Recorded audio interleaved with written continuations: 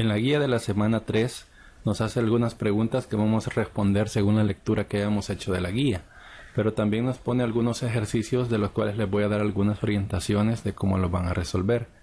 En el problema número 1 nos pregunta cuántos electrones necesitamos para formar la carga de menos 38 microcoulomb.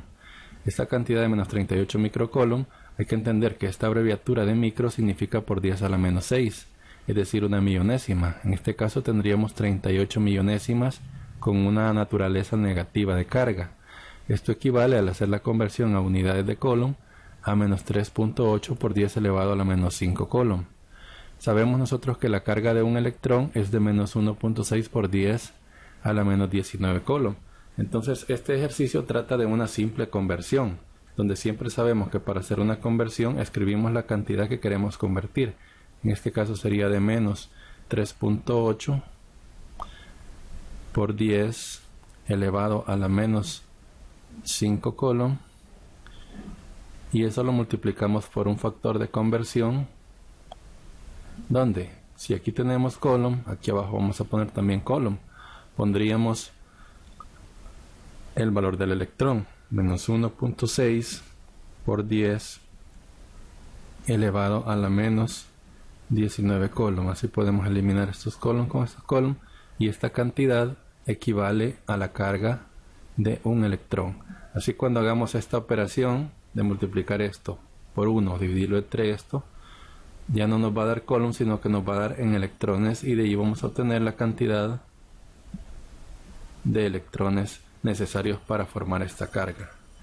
Luego, en el problema número 2 nos dice que cuál es la magnitud de la fuerza que se ejerce a una carga de 12 microcoulomb.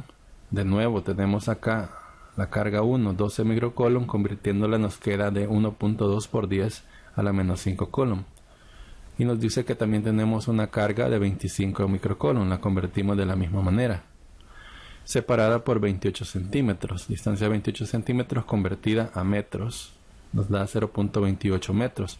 Y para esto también utilizaríamos la constante de permisividad del medio que está en la guía, que es de 9 por 10 a la 9 newton metro cuadrado sobre coulomb cuadrado.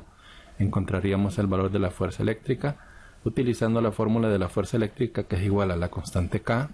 Tenemos el valor por la carga 1, aquí tenemos el valor por la carga 2, y tenemos el valor dividido entre la distancia, pero importante que la distancia va a ir elevada al cuadrado. Solo trataría de hacer esta operación y ya tendríamos el valor de la fuerza eléctrica que nos pide el ejercicio.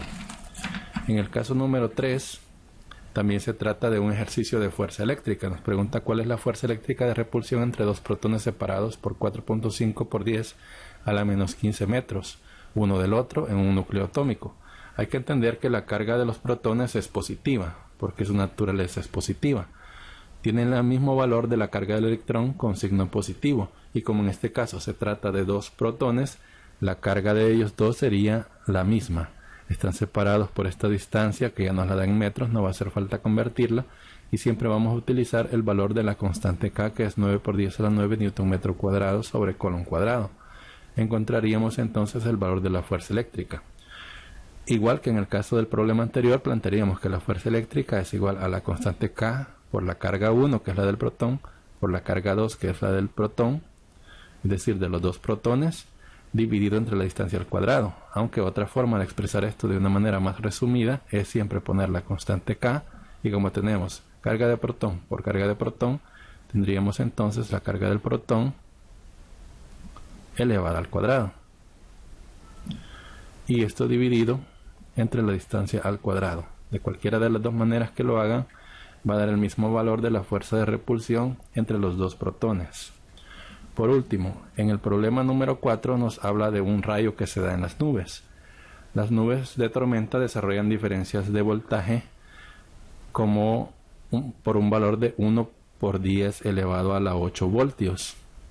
Y para que se produzca una chispa en el aire, se necesita un campo eléctrico de 3 por 10 a la 6 voltios por metro. Nos pregunta en estas condiciones a qué distancia estarían dos nubes o una nube con la Tierra para que se pueda dar ese rayo.